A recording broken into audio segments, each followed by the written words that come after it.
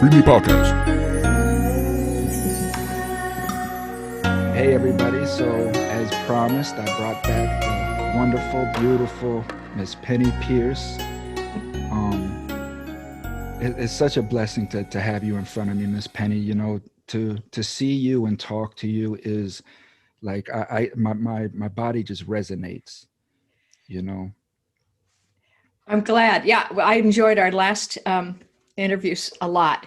Just the free form, casual, spontaneous nature. Yeah, and that's what I look to do here today. You know,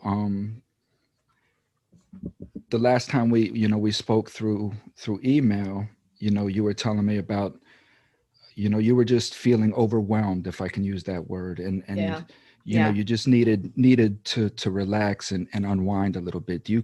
Would you care to share, what you were going through?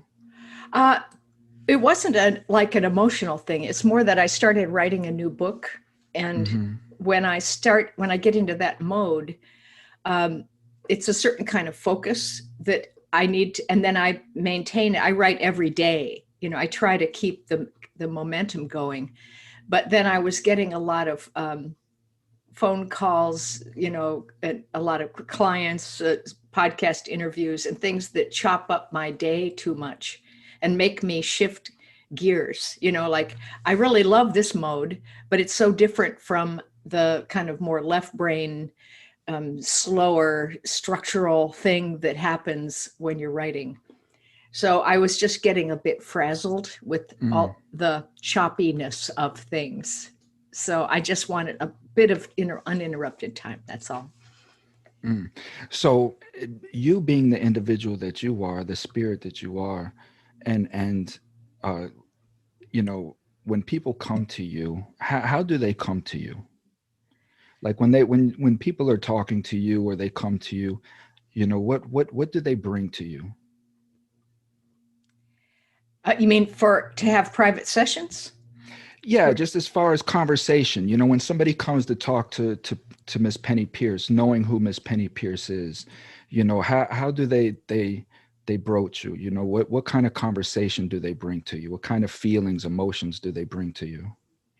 It differs. I think a lot of people are at places in their life where they're in some kind of a transition. I hear a lot that people feel stuck and they can't quite figure what's going on or how things might unfold or why they're stuck or those kind of things. Although I wouldn't say very many people are in um, dire straits or dramatic negative kinds of states. They're a lot more aware of the kind of things I generally talk about in my books, or they have read a book or two of mine, so I think they know what kind of mind I have, I Mm-hmm. suppose. Although I have uh, had a woman a week or so ago whose son had been murdered. So Mm-hmm. sometimes there is really intense stuff, but generally it's a subtle thing about how things can get turned around and start to move and unfold, and where then it might likely to go, and the sequencing of things and stuff like that. So I'm not dealing with a lot of heavy emotion generally. How many people do you interact with on a daily basis? Maybe 4 or 5. Mm-hmm. Are these the same reoccurring people, or are they different people, or Different people. different people? Yeah, Mm. all the time. So, I ask these questions because I guess in the line of work that you're in, you being the person that you are, the person that I guess I'm finding out that I am. Well, I guess I always knew I was, but didn't know how to bring out and express. And I guess I'm finding my way into doing that now. But I'm in a negative field. I deal with a lot of trauma. I deal with a lot of pain. I deal with a lot Yeah. of hurt, and I'm also dealing with my own trauma, my own pain, my own hurt. And it's tough, because a lot of the times people are coming to me with problems, with a lot of emotion, a lot of hurt, a lot of pain, and sometimes I can become overwhelmed. And I was just wondering if you experienced that as well. I have. I, I can imagine how if that's what you've been through, then that makes you good at working with people who are going through it. And then that just can tend to reinforce the old pattern that you had before. It's like a tape loop or something. It's hard to start to get out of it a bit. But um, compassion is an interesting thing, right? Hmm. Empathy and sympathy. Somebody once told me that there's a difference between sympathy and empathy. Sympathy is where you're feeling for them, and empathy is you're just feeling and understanding what the whole dynamic is of something and how it's more neutral. Empathy, you can feel with them, but don't take it on yourself. you know um, and and I think there's a difference then. Sympathy might be working a lot with the second chakra down in the belly, where you're really feeling the whole thing that they're feeling and taking it on as if it's your own in many ways. But the heart and empathy is not an emotional center particularly. We get mixed up about that, I think. But I think it really is a place of understanding, of being able to see people's vulnerabilities and see maybe their potential history, and having an understanding of how everything led to certain kinds of decisions they might have made about how life is, or what's good or bad about life or themselves, um, and how they get stuck, but who they really are also underneath all that. And so I always try to go without, and see, so that's not a neutral place of judgment. It's not cold. It's a kind of compassion that is love at a higher level, you know and so I try to go to that when I'm working with people, and be a little bit more neutral, and not get my own emotions involved in things, you know even though I could easily go there. you know Right. I mean, I've had things happen to me and in my family too.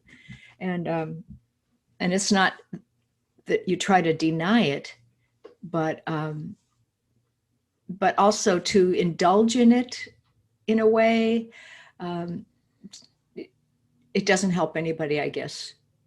you know Well, right. And I guess with me, like, it doesn't, my line of work, and when I'm talking to people, right, it doesn't trigger anything in me per se, because one, I've never dealt with addiction, right?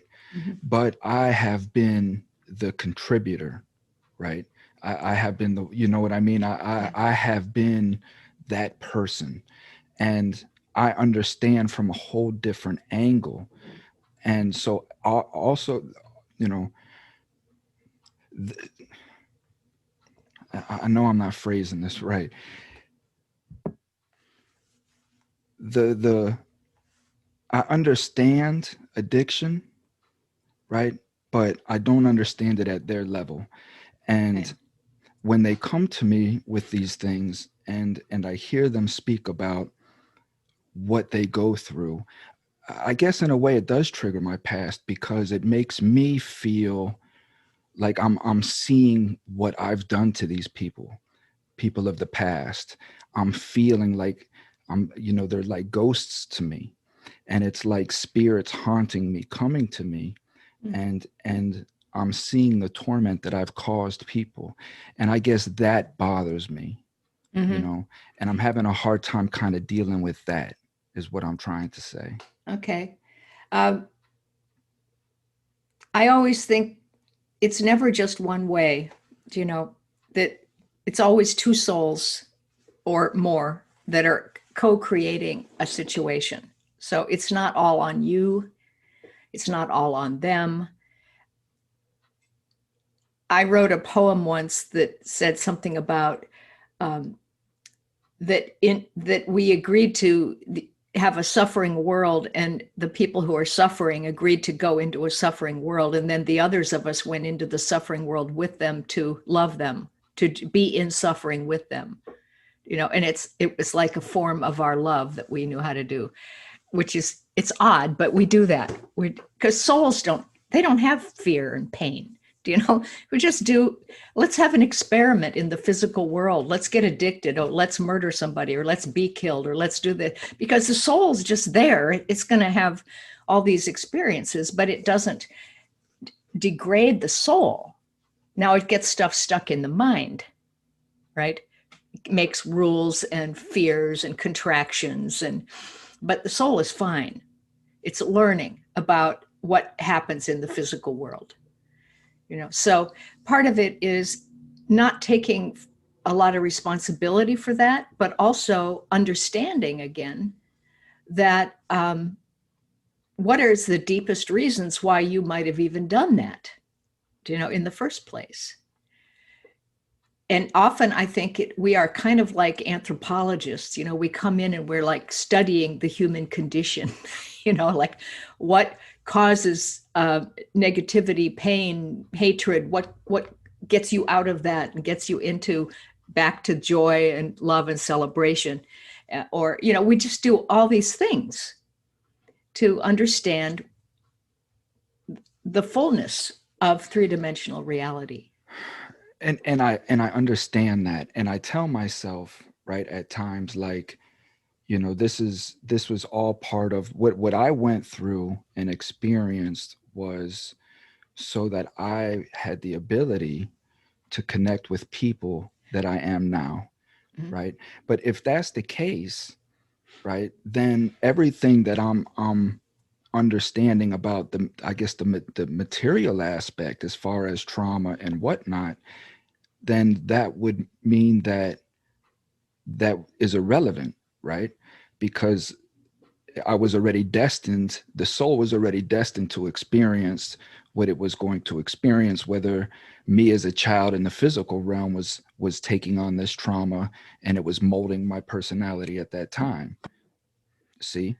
I don't know that anything is really destined. I think that there's a combination of interest and free will, and it's in the present moment all the time that you want to have an experience and understand a certain phenomenon, and that we will find that one way or another. I don't think it's all set up for you ahead of time. You are in charge of what you want to do. And, so there's no helplessness involved, I guess is what I'm saying. There's no victimization, really. So how does that control the soul then? If the soul is eternal and I'm just a body, for use of the soul to experience the physical realm, how does me being the physical body have the choice to control the soul?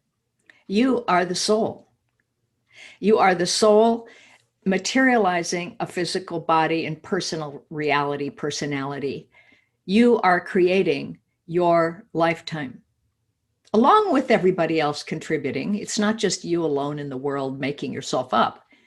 It's a co-creation of many forces, but you, through your choices and through your, maybe, like, let's say we died in our last life and had remorse about something, and said, well, in my next life, I'm going to do this. Or maybe you were a nun or a monk, in behind the walls in a safe environment, just praying to God all the time. And then you start feeling contained and you say, well, in my next life, I'm going to go out and see the world. I need to balance myself out. I'm going to travel. I'm going to, not be walled up anymore. And so I think we do that at the end of our lifetimes. We kind of take inventory and see, where am I balanced or imbalanced? And then when we come back in, there's that loose pattern that we're bringing with us of, yes, I'd like to, maybe I was a minister in my last life. Well, oh yeah, I want to do it this time, but I don't want to be a minister about it. I'm going to do it in a more modern way. But there are things that's karma, I guess, but that we have this, and it's not a mental I will do that. It's not like left brained. It's a general feeling of balance, imbalance, and what needs attention and what had enough attention. And those things get drawn into existence from that higher level. So I think it's important not to say I have a soul or the soul out there somewhere, because you're it right now in the here and now. And there's a whole lot of you still out in the higher realms as well. It's like So we're the tip of the iceberg, reverse iceberg, coming down here. so is that a problem that maybe that we have as humanity, is that we're trying to separate ourselves from the soul, as saying like, I have, my soul on my shoulder, or this little voice in my conscious, Yeah. or whatever, being that I am the soul? Mm-hmm. Well, I think it's a natural repercussion of coming into the body and feeling separate from other bodies, thinking this space where the air is empty, Right. and that we're all separated from everything else. Whereas in spirit, it's all one big unified thing. And you think of somebody, they think of you. It's all happening simultaneously and harmoniously. And there is no fear. It's just works. You come down here and suddenly things fragment into time, space, matter. And then we get the mind, it has a different aspects. And then the left brain makes decisions and definitions and rules. And we get so fragmented. So that whole thing of separation, it's like, here I am in the physical world of pain and suffering. And heaven is certainly not here with me. It's out there somewhere. So that means the soul or God is out there somewhere. But really, when you start to open up and raise your vibration, you realize, oh, wait, spirit's in matter. It's not separate. There's no separate realm. It's the inner self of all of us that's causing us to materialize the way we do. So I always say we have an inner blueprint that is made of the soul's want or desire, the rules that the mind has made, the old emotional traumas that we might have inhaled and never exhaled again, and we're still holding energy.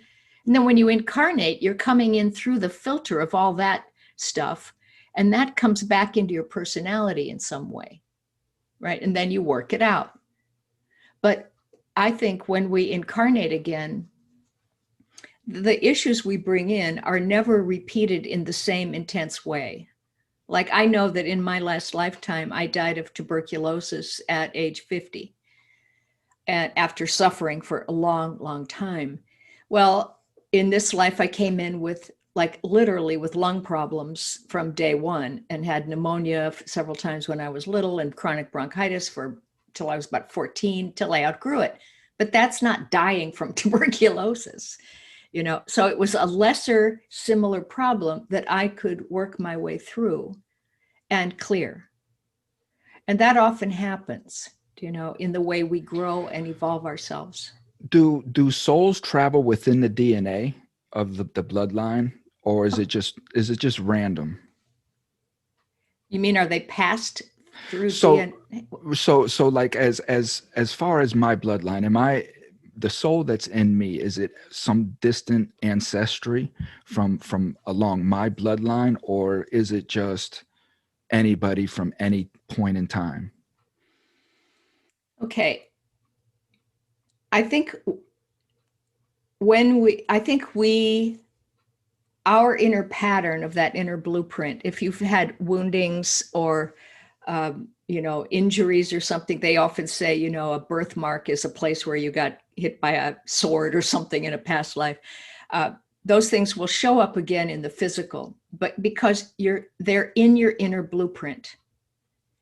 That means it comes in through the DNA, and the DNA is part of the inner blueprint you carry with you from lifetime to lifetime, but it's you carrying it.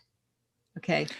And let me get this a complicated explanation. So as you learn to clear the fear and heal the wounds of the past that are in the DNA, that clears in the DNA. And then therefore it may not be necessary for you to get, like Parkinson's in this life, just because somebody in your ancestry had it. You can clear your DNA because as you clear fear, your body changes to match that new inner blueprint. Okay. Now, when we incarnate, often you will find you'll be drawn together with a group of people who have similar wounds, karma, expertise, issues, so that you work it out together. You bring it in together. And so the DNA of your parents or your lineage may have had souls who are working out similar things, but you basically are the one that creates your own blueprint. Does that make sense? You're not incarnating other souls from your lineage. Got it. Okay, so that sums it up for me then. So It's more like you're aligning with similar beings who contribute there. It's like you're in a big soul group above that has a similar frequency level, and because I've seen this perhaps of a way back in somebody's lineage, maybe the father killed somebody and then that's been kept a secret. Then the kids, everybody picks up telepathically on this idea of somebody having killed or died or something wrong and that this isn't good, but they don't know what it is consciously. And then those kids will either become violent or they will sometimes commit suicide because of the death vibe or picture that's telepathically there. And then because they did it, then their generation will pick up on that secret and go through something that's similar. And it's all because the thing was never cleared in the field of the family lineage. I got that. Okay. I got that. So Yeah. in that case, then the issues that's going on, say between my daughter and I, right? Because I left her at a young age. I came home, she was a teenager. And throughout that whole time, I feel like she was never taught what a father is. She was never Mhm. taught to that she had to respect her father, that she had to listen to her father.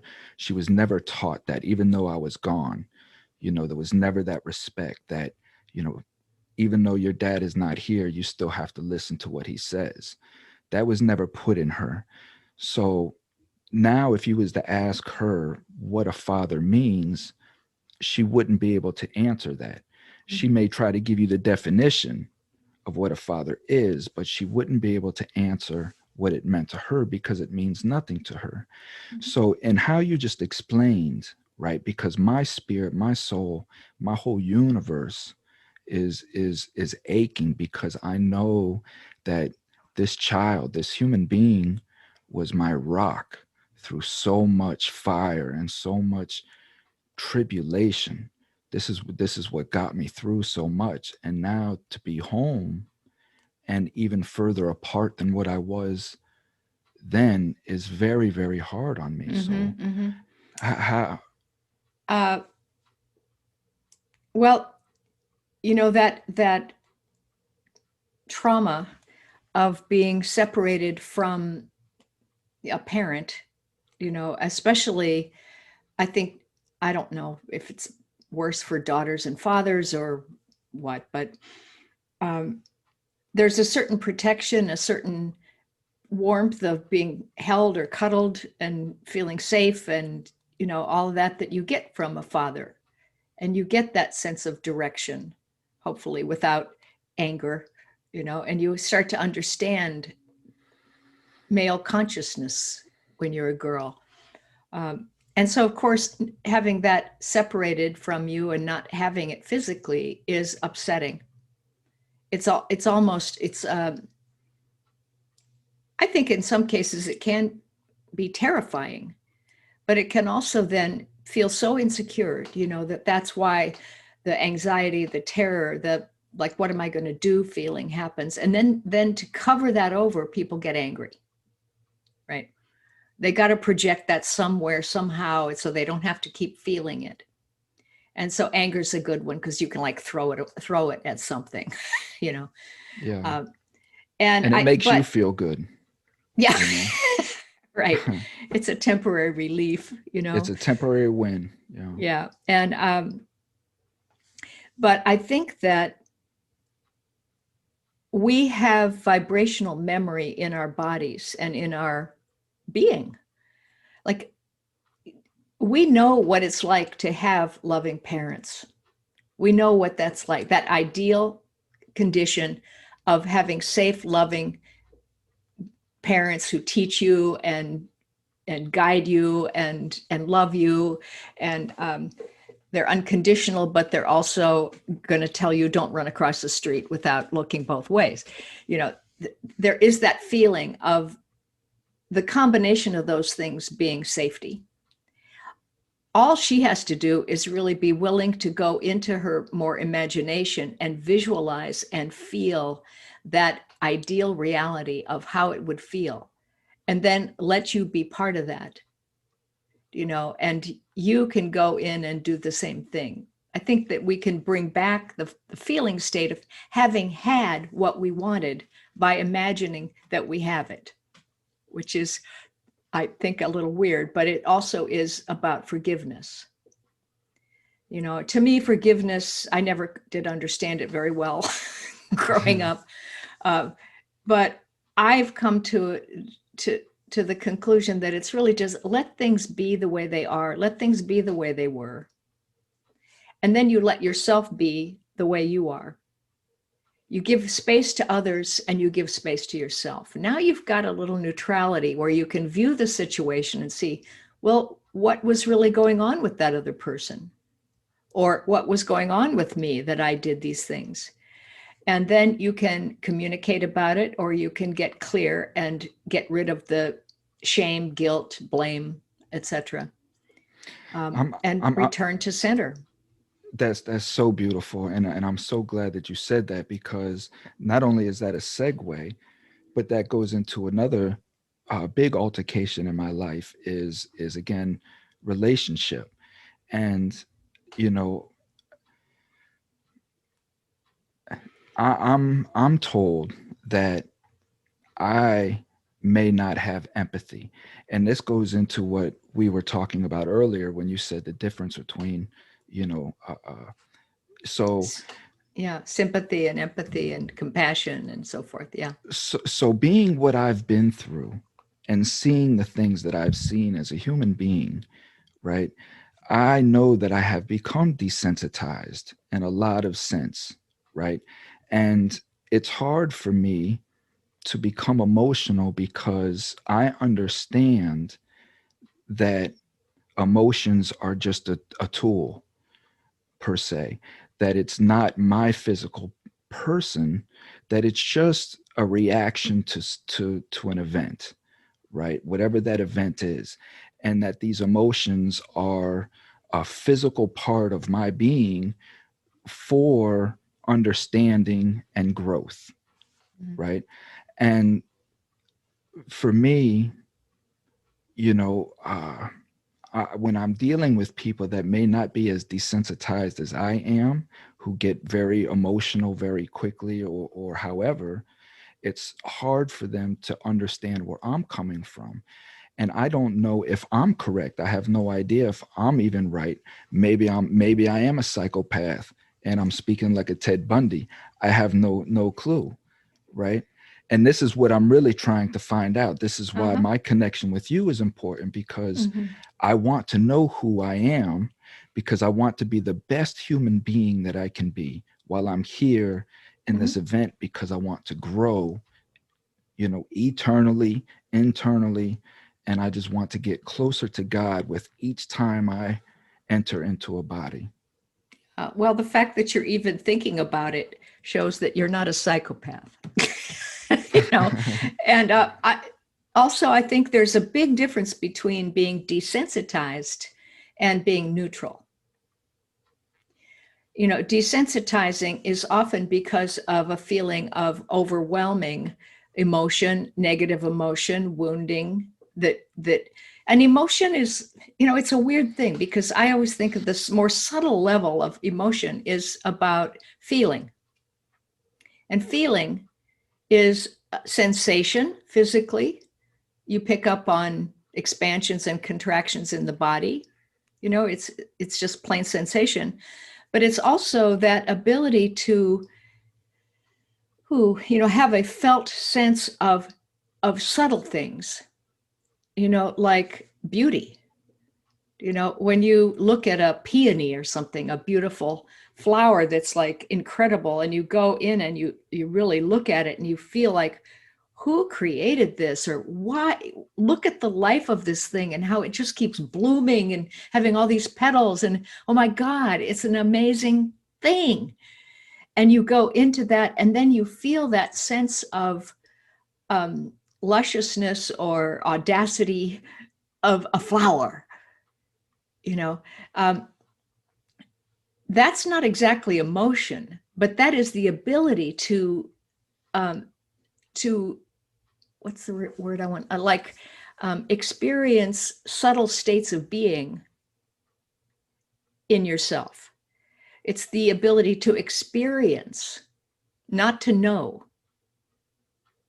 It's Experiential. beautiful. It's like it's a combination, I guess, of being able to feel things in the body and know them tactily, sensorially, but also have the mind involved so that it can register that and say, oh, wow, look at this. Oh, this is amazing.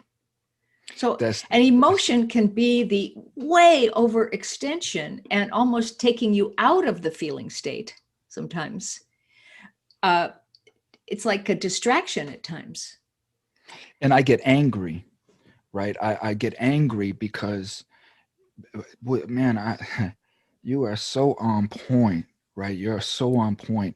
And before I get into that, right, I want to just touch on that. The anger issue is that I don't even want to deal with that. Like when we get into an argument, right? She wants to go back sometimes and discuss, what was said, what was done, things of that nature for processing. I understand, but like I don't even want to do that. I don't because of the negativity of it. I don't even want to even be involved in negativity anymore, Right. Well, right? that's what you're talking about by going back, like you said this, I said that, that's like jousting. Let's see who can knock each other off the horse. It's oppositional and polarized. So when something comes up like that, because there's no win on this, it's like somebody wants to win and make their point. I think that you have to say, okay, that's a surface level that what happened, but let's go under that. What started this in the first place, or what was the deepest reaction that we both had that was felt threatening to us? Hmm. And then what is the true thing that we both had that is the loving point that we were trying to make, or the loving experience we were trying to have? So Hmm. drop it down. What's before that? What's core? Let's take it back to the core, and then talk about what's really real, what you would like me to do with you, and what I would like you to do with me, and how I want to be with you and how you want to be with me. Those are the core things. Well, see, but I know that I'm a lot of the issue, right? I know I'm a lot of the issue because I have I have the ability to go so internal, right? I have the ability to just go internal for whatever reason for days and just not associate with the rest of the world. Mhm. And it's like I'm just in a different plane, and it's weird. And you know, I, I'll sit on my back porch sometimes, and I want to get into what you were saying earlier about just being one with everything, right? I'll sit on my back porch sometimes, and I'll just look out, and I have a pretty serene view, and I'll just look, and it's not that I'm looking at one particular thing, but I'm looking at everything, and I'm just watching everything, and just like how you said about the air, I imagine that it was just not too long ago. I was just out there for hours, and I'm looking at the air, and I'm imagining the air as if it was the same as water, only not as dense, not as thick. Right. So as a whale would push his fin through the water, and you would see the current of the water swim, you the air does the same thing. Yeah. So with that in my mind, right, and I'm connected now because there's something connecting me to the tree, to the birds, to everything else, right? And this is what's going to take me really into the premise of the show, because I'm sitting on this porch and I'm registering, right? I'm just there, and I'm just not thinking about anything. I'm just registering everything that's going on. The birds that are singing, things of that nature. And I'll mess with nature because I have different birds recorded, because I have all kinds of different birds out there. So if there's a particular bird out there, say a crow, I'll play my crow recording and I'll watch how he reacts, to the recording. So it's just me playing with nature and being one with nature is where, like you said, yeah, it's not emotion. It just is, right? Yeah. And, States of being, states of being, and when I feel like that, when I'm there is when I'm closest to God, right? I don't feel like I don't feel like I need a particular religion. I don't feel like I have to be in a church. That is when I feel closest to God. And that is when I can be my most honest with myself, right? Yeah. And, and, and just filter myself, and being there, I want to be there all the time. I don't even want to come out of that state. But yet outside elements are pulling me out of that state constantly, and I get aggravated, you know. Yeah, but they're in the field too. They're made of the same stuff. So nothing is pulling you out of the state except your mind. You know, your daughter comes in, she's like the tree or the crow. It's all flowing. The flow is flowing through everything, everybody, even every emotion, every wave, every contraction, expansion. It's all the flow. But So I'm a creator. If I'm a creator, right, because this is how I view life, is if I'm a creator, then my daughter and all them, yes, they're creators of their own universe, but I'm in my own universe creating my own universe. Or is this all one realm? It's I didn't mean to both. cut you It's off. I'm sorry, both. but It's like at a higher frequency, we're all in it together, co-creating a reality for each other and ourselves. It's both. Whatever I offer helps a lot of people, and whatever they offer helps me. And what I need next, somebody says it and I get it, or vice versa. It's timing is really perfect. So what I notice is important because I'm making my reality real to me in each moment. I'm saying, oh, I noticed that I just felt cheated by the guy who just did some work on my house. Okay, do I want to feel cheated? No, but I'm still going to call up the company and say, I'm not really happy with this. Is there anything we can do? But not angry. But it's a way to engage with patterns, um, why it didn't work out perfectly in the first place. Well, there's some reason I needed to talk kindly to the people. And guess what? They came back and they fixed it for free and did a great job. Because my energy, I kept it at a level that was the same as their response, if that makes sense. But it so does. everything, it's like I said at the beginning, I was getting agitated too by having my day chopped up into pieces when I just wanted and needed to concentrate on writing. And yet the people who come in at that time often give me stories or anecdotes of things that are going to go in the book, or, Mm. sometimes it weaves together really perfectly. And then at the same time, it's okay for me to say, I need some space.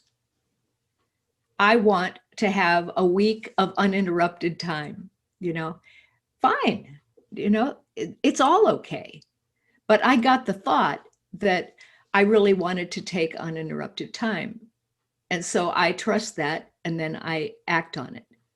And as soon as I didn't feel that anymore, I opened back up to do more talks and get out involved with people again. But it's like moment to moment to moment to moment to moment. But stay with it, engage with what's arising in the field.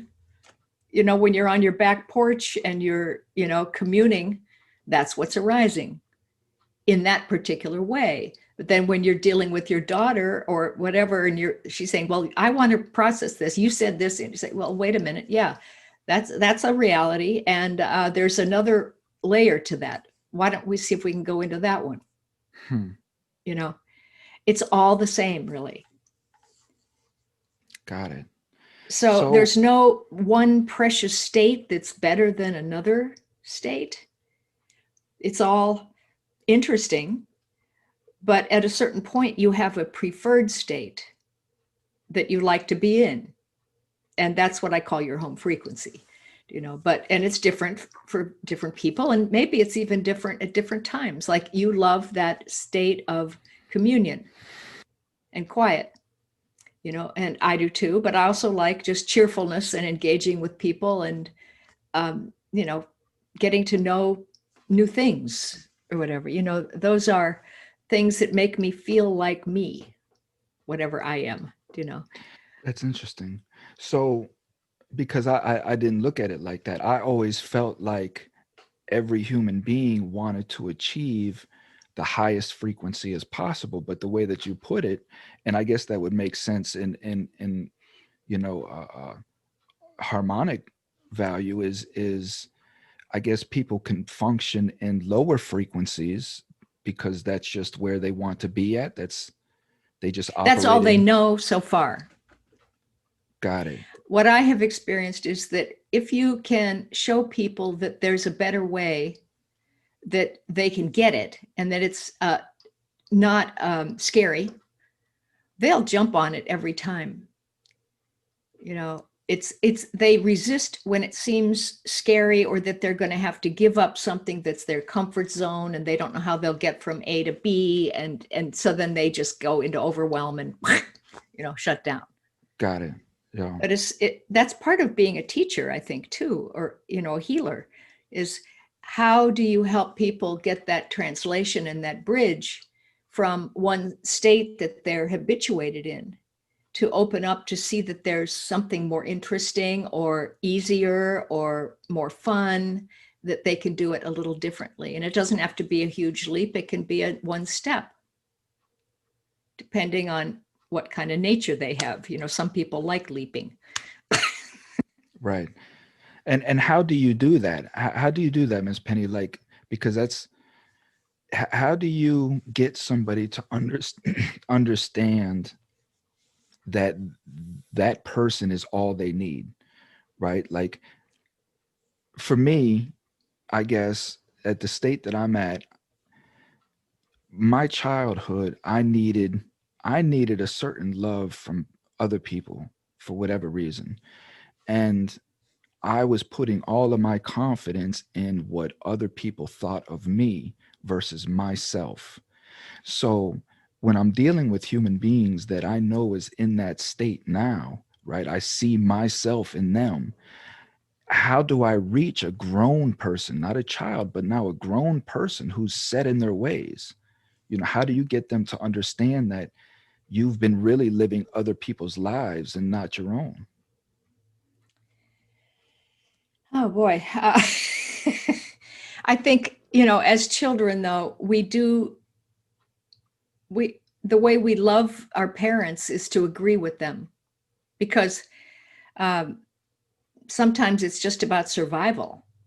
Even though inside yourself, that your parents aren't really as wise as you would hope, that there's a sense that they're a little bit blind or blocked or doing stuff that you would never do, but you're so little, it's not ever verbalized in your head, but you just know. And then you want to help them, and you want to be with them, but you also need feedback so that, it's like sonar. It goes out and bounces off of them. Now, if it's a really true loving experience, you don't get that reverberation. You get connection, and that feels really good.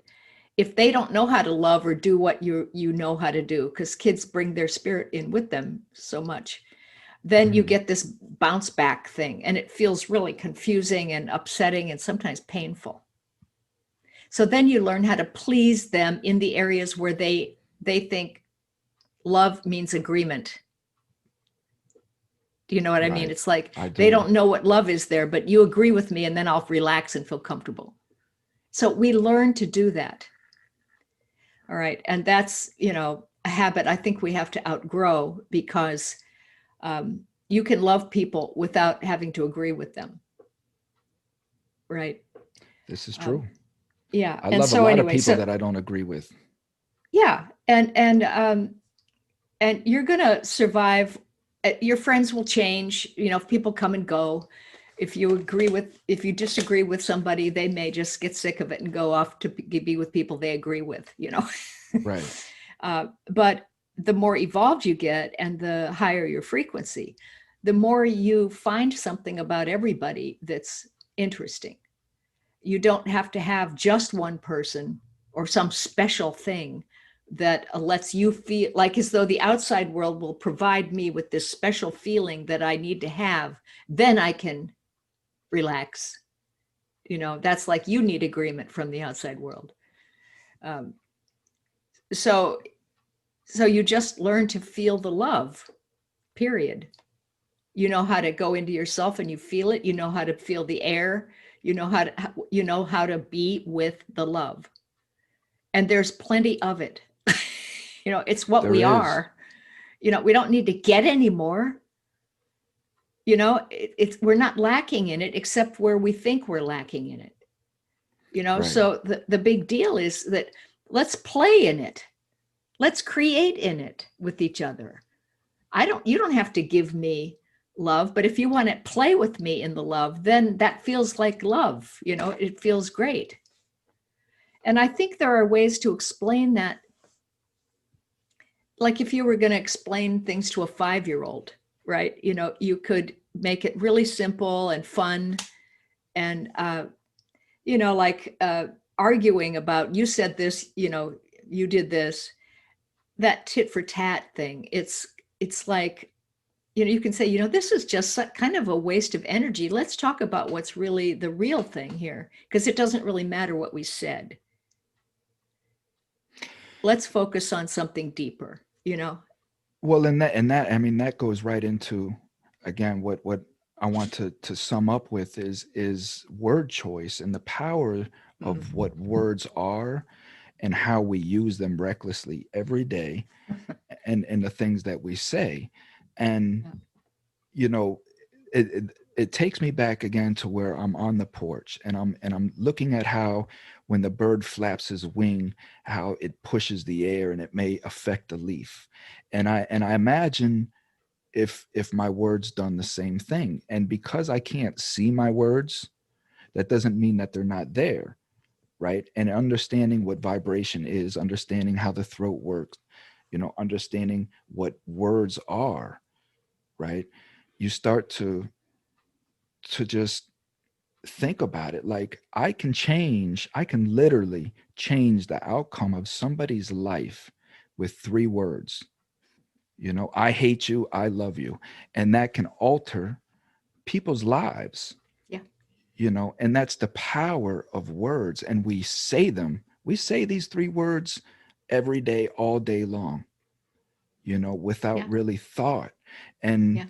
and when we're putting emotion and compassion behind these words, Or so hate or hate, or anger. just Sarcasm is a real violent thing to do. and I'm very sarcastic. I'm a very sarcastic person, and I've really tried to numb that down some because I do, especially in text. I've offended a lot of people in text being Mhm. sarcastic, Mhm. you know. Yeah. Well, I think that You're so right. I'm very aware of that myself. I even think thank you is such a powerful thing. You can change somebody's whole reality with that, just to feel actual, real gratitude. So one thing that occurs to me is that we speak too fast. We react too fast.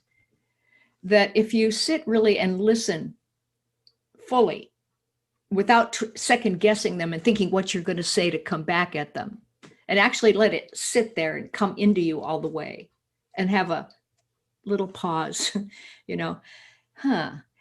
Uh, and then, you know, they always teach you active listening. Well, then you say, well, I hear what you said, or I hear that you were talking about this, which acknowledges the other person. That's a great practice, just to take that little extra time that we think we don't have and validate the other person's point of view. Mm-hmm. That can really be helpful. But also notice if there is any emotional tinge to what you're saying. And sarcasm is often, I think it sometimes comes from the fact that somebody hurt me, so I'm going to hurt them back without even realizing it. You know, it's a way of like throwing little darts at somebody, you know. Mm-hmm. And there are also other kinds of put downs that are, they are veiled forms of aggression. So you have to look at yourself. I'm not saying you, but we have to Mm-hmm. look at ourselves to see, what kind of person do I want to be? Do I want to be a violent person in any way? Do I want like to say nasty things to the guy who did the work for me, like, well, that looks like shit, you know? No, I'm thinking it, but then I try to change my thoughts even because I'm telepathically connecting to him. But And if it does look like shit, and then I this, call up and I say, look, this is not what I asked for. And talk it out um, on a more factual basis. It doesn't have to have an emotional overlay. You can say, mm-hmm. this is what we agreed for. This doesn't work for me. Very factual, you know, what can we do about it? Stuff like that. You're going to always hit a lot of irrational, emotional people who aren't going to cooperate. But I always say just stick to talking about things in a kind of a simple, factual way. Like, you know, the way this conversation is going just doesn't actually work because we're just throwing things at each other. Or one person's talking and the other one's like shut down. Well, how, that's not physics. Physics doesn't work that way. Do you know? It's Right. physics. So let's get it so it actually works. How would that be? You know, like figure it out. Um, so, you know, and like you said, that the desensitization and then the tendency to want to just stay in that other realm that you can stay in for a long time. Other people are not going to understand that necessarily about you unless you do explain to them in conversation that I love getting into these states and it allows me to get clear because otherwise I have a lot of commotion. And so if you see me being quiet, you'll know it's not because I don't like you.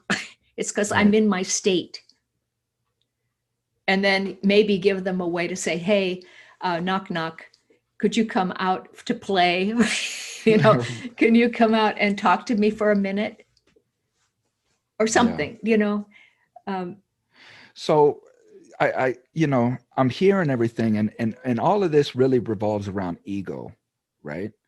Would you agree that most of this is ego? no, No. no. I think a lot of it is wounding,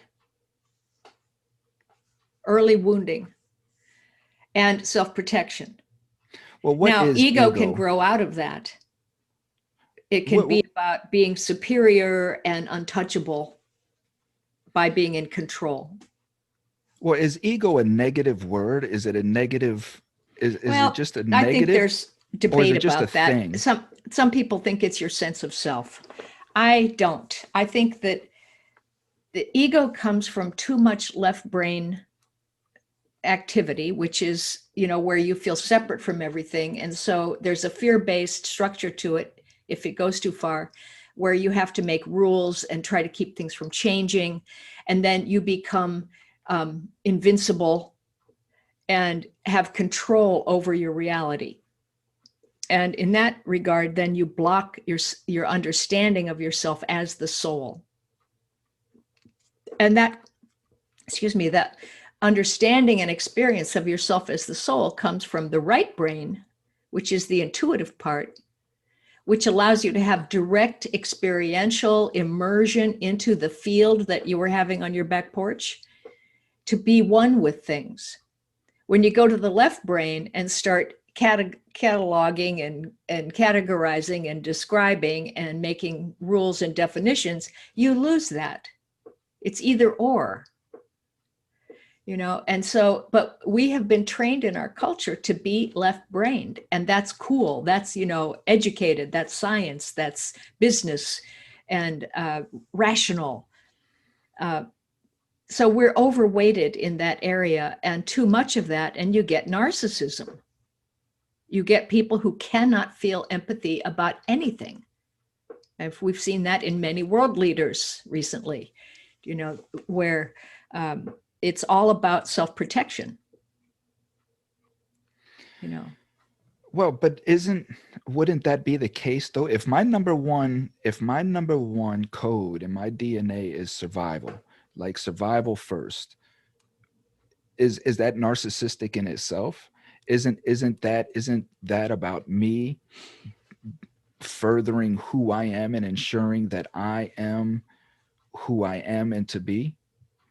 Well, it might be if you weren't very evolved beyond the animal level, but we do grow to understand that we're the soul, which is eternal, that has no death.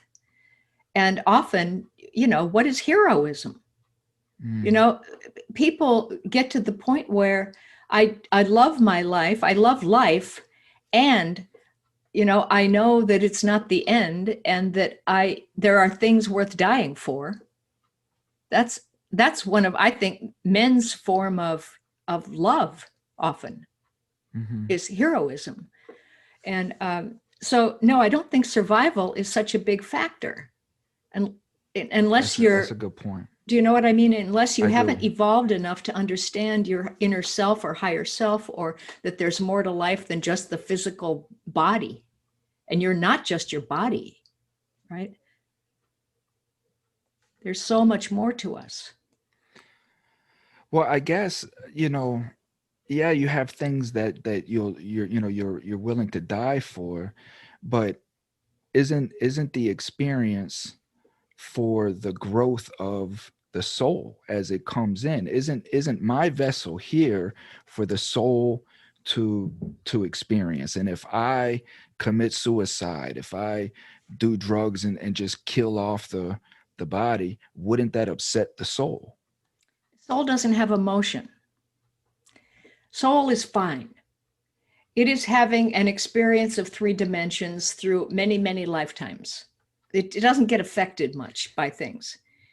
It sets you back, in the kind of incarnation you're going to have next, because you have to get over the thing you just did by killing yourself out of that erroneous perception that caused you to why would we get addicted? By making numbness, important, or, anger, or whatever it is.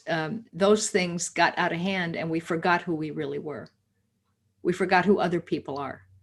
We didn't get the lesson of the oneness. So, okay, now I'm going to come back in. I'm going to do the oneness thing again. I'm going to try, hopefully not carry over the wounds,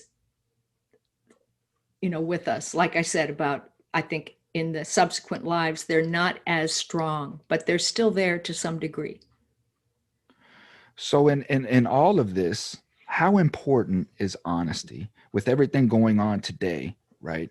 And as we touched on earlier, everything going on, fake news, fake realities, filters, people saying they are who they're not, all of this, right. How does that play into life as it is right now? What's happening? I think we're in a process of clearing ourselves of all the stuff that blocks us from knowing that we are the soul. And especially people who are starting to wake up and getting on a spiritual path are very intent on clearing themselves and becoming transparent. And the more you clear the fear and the wounding out of yourself by understanding it, the more of the soul actually comes in and creates the personality at a better and better and better level, with greater love and wisdom and so forth, and health. And then you can see through, the more clear you become, the more you can see through other people's stuff. You can see who they really are. Then you become better at not going into the jousting matches with them, because why? No point. Let's go and talk about the real thing. Let me show you who you really are. And But my ego still affects me, though. I still don't know how to get over that. If I'm accused of doing something that I didn't do, that's what I feel like it is ego and pride that wants me to correct them and get into a jousting match. No, I didn't do that. No, I was here at this time, you know. Mm-hmm. All I can say is let it be. Let it be. Let them have their perception, and then just be yourself. And because they're doing it because you have it in you and you would do it to others. Turn the other cheek. It's just there because it's happening. I have this thing I call it the law of correlation. It's that whatever's going on inside you often has a counterpart in the physical world. So the non-physical and physical always do the same thing at the same time. So if you got somebody doing that to you, it's also in you as a thought or pattern. That's so true. When you clear it, they don't show up anymore that way. And as you're partially clear, you'll get somebody who's partially in the pattern, or you'll be able to say, oh, yeah, I used to be that way too. I don't feel that right now. And so let's move this thing along. That's so true, man. You are so spot on, Ms. Penney. You're so spot on. You really are. And this is why, again, it's for me, just I feel like everything that you say is how we should be and how we should live. It's deep with me, and I'm trying to form my life in that fashion because I have touches with it. And when I'm in those touches, I'm just at peace. Nothing bothers me, and I can turn the other cheek and just say, okay, if that's your perception, that's your perception, but just some days I'm just not as strong. And I want to be strong 100% of the time. I think all you can do is, if something's emerging in your reality, like a person like that, then you just immediately get involved with it and you say, well, that must be in me too. It's not happening in a vacuum. And then you might say to the person, sometimes I feel the same way about myself, and I understand what you're saying. And you go, instead of being defensive, you just go into understanding. And that, when you stop having the defensiveness, they stop having the attackingness. That's true. And it's just something to practice, to learn more, about energy. Do we talk too much? Well, people text a lot, don't they? I mean, it's like an addiction to be connected socially. Is texting the same? Does texting have the same effect as verbal communication as far as effect on a human being?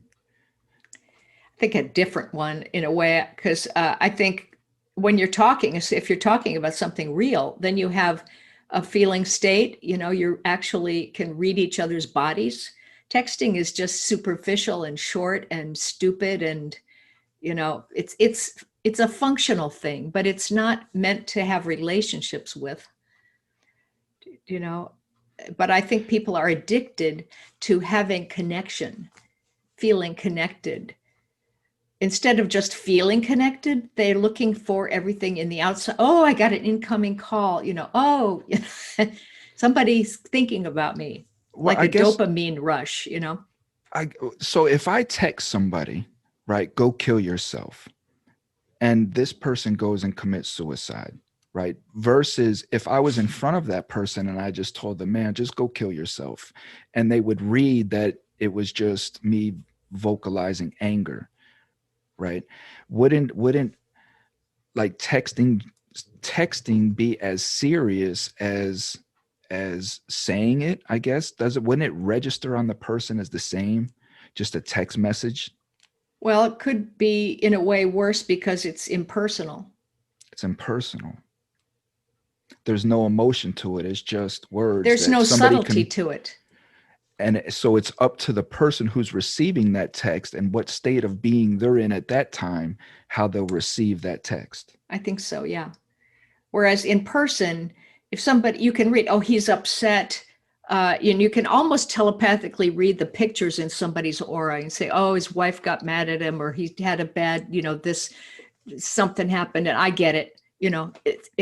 There's many more subtle layers of understanding that are happening simultaneously because we have a field to read. But on smartphones, I don't even use one for that reason. It's just it's clutter to me. Mm, yeah. Distractions. Mm-hmm. Right. Yeah, and so many interruptions during the day. Oh my gosh, superficial, you know. So you and I have we've had several interactions, and I want to ask you, because you're an experienced human being in reading people. What do you see in me, Ms. Penney? Well, I mean, I feel like you're really being honest and authentic and vulnerable, which is I think a really good sign that you're describing things and educating us about how your process works, which is the way a lot of people still their process works. And I do feel like you chose to open up into a spiritual path and have really been working on it. So um, I think in the early stages of a spiritual path, sometimes the choices are more fundamental, uh, not what's the word I want, not gross, but kind of larger chunks of stuff that you're going to work on. And then as you work on it, you get Right. more aware of the detail and then the subtlety of how things work. And it's almost like hard to talk about it because there's so many little tiny discriminations Like of the inner things you're paying workings of a attention to. clock. Yeah. Yeah. And so I feel like you're in that stage of really working to learn the fine levels of distinguishing of different states and different ways of being and stuff like that. And yeah. Yeah. I appreciate that. And I feel like that. I feel when I go internal, that's what I feel like is I'm just visualizing in my mind, just recently I just went and saw the exhibit. You may be familiar with it because it's over by you, but the human body experience, the real human body Oh yeah, experience. the invisible man, or whatever that thing is that shows the insides. Is Yes, that so it? it's well, Yeah. this is an exhibit, I guess, that travels all around the world, and it's real human bodies that have been preserved through silicone and such, Oh, and all the okay. different facets, without skin, a little bit with skin. It shows the human brain. It Hmm. shows everything, the nervous system. Um, it touched me in a way that I've never been touched before, Uh-huh. because these were real human beings at one point in time that Right. donated their bodies to science. Yeah. And the first thing I thought was, who is this person? And somewhere on this planet, you've created something, you've done something. Yeah. And it made me want to go see who this person's family was and thank these people for the contributions that they've done. Mm-hmm. But it just makes me realize how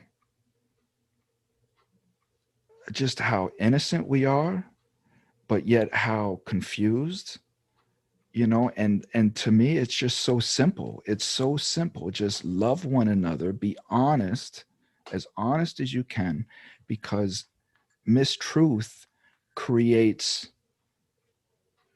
creates hell. It Yeah. just it creates a domino effect. And I realize that because I've been part of that. And I don't want to do that anymore. I want to be as Mm-hmm. honest as I can. I want to be as transparent as I can.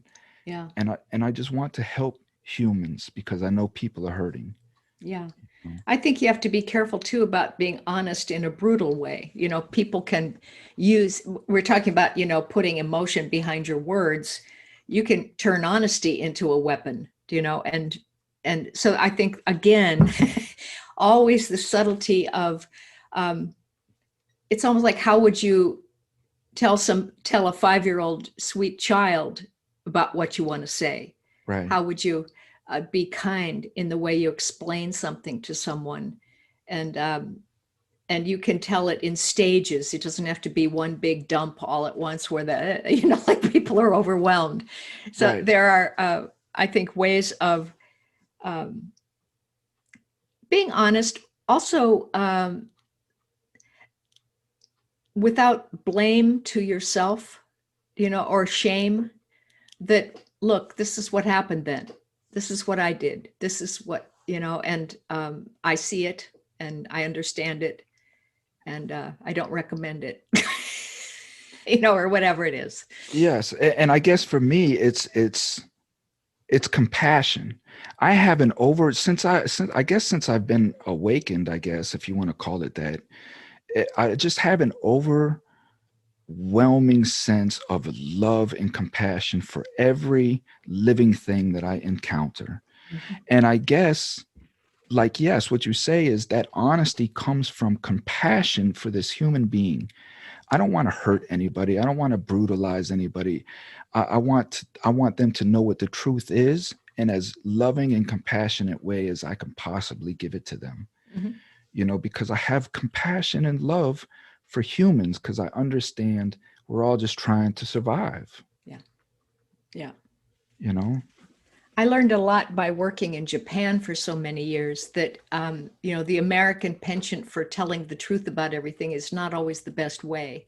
That there's something about allowing other people to save face, to uh, be subtle, to not bring things up, but let them, everybody knows what's in the space anyway. So you don't have to like hit somebody over the head with it or bring it out. And because people would take responsibility for things that they don't need to.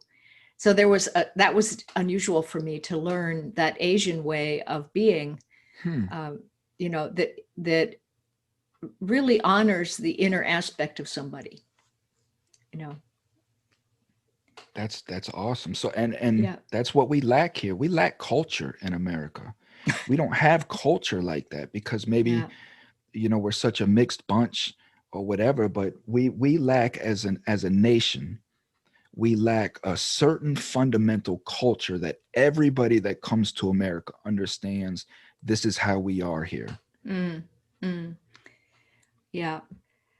Well, I think there are things, I think Americans are very hardworking in general too. I see other countries where they don't work as hard and they think Americans are lazy, but no, Americans work like several jobs. You know, Hell, we got to pay it's, taxes. well, so do they in Europe. You have even more so because they have, free education or health care.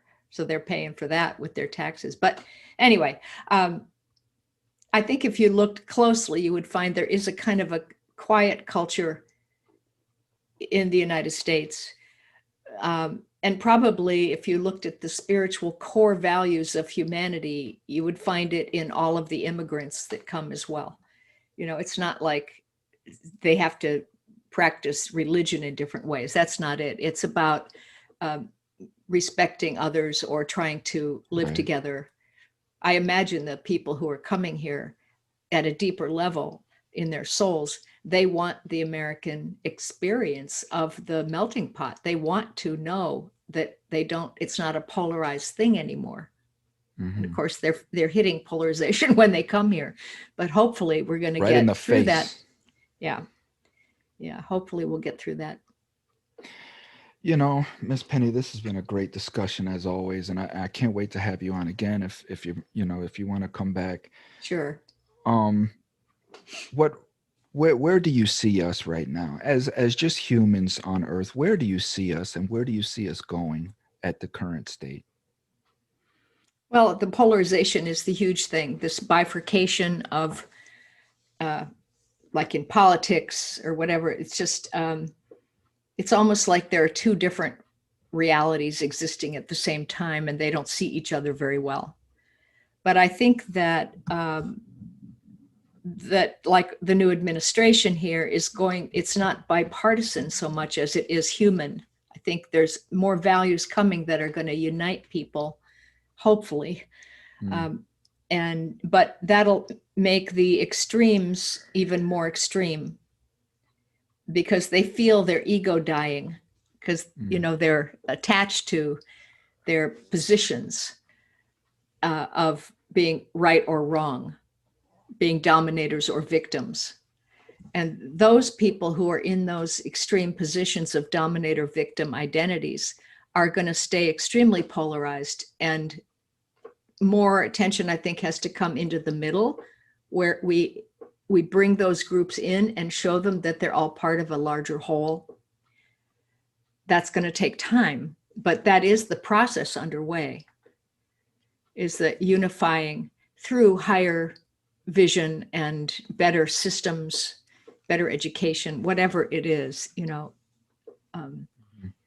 I really feel like it's important to have diversity, but also core values are the thing that unifies us all. We've got to hold those in common and allow the color and the, interestingness of all the patterns. That's what makes life fun too. It's like, oh, you dress this way, or you have this kind of food, or, interesting. Right. And embracing that with love as well. Just love the Mhm. fact that this person is completely different from you. And that's how I Right. look at it. Like, this person doesn't think like me, doesn't act like me. What can I learn from this person? Hmm. You know? Hmm. So, yeah. So, to sum this up, what we learned today, right? The power of word choice.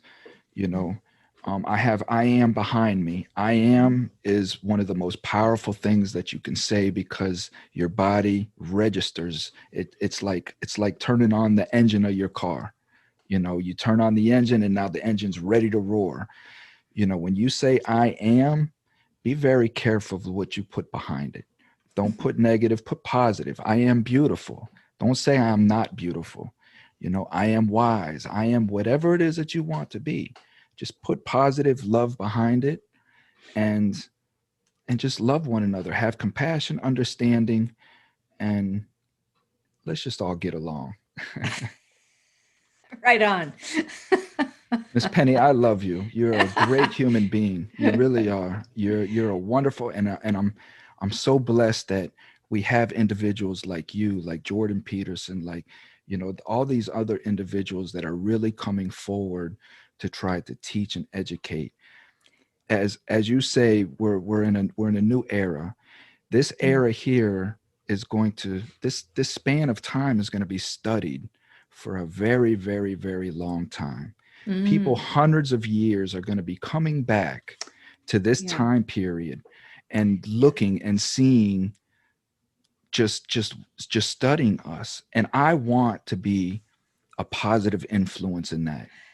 Yeah, that's interesting that you say that. I hadn't thought about it. But yeah, to make a change globally out of that negativity and suffering space into something that is more enlightened, it's going to be really an amazing thing happening on Earth. It is, and I'm Yeah. seeing it happen before my eyes because I'm aware of it, and it's a beautiful thing. It really is. So, Miss Penny, until the next time, please stay safe take care of yourself, and just keep doing what you do. Okay, I will. You too. All right. Take care. I love you. All right. Thanks so much.